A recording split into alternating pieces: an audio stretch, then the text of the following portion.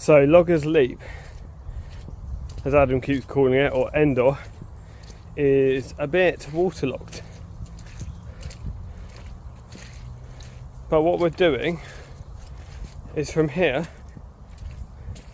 we're digging a trench. We're going to split this through, and then we're going to have one of those really satisfying videos where it all just goes, and then it's just dry and rideable afterwards. Maybe. How we doing? We're doing good. As you can see, we've got a water feature. It's running better than my finances. So we're going to leave that, and that's just drain out, and then come ride.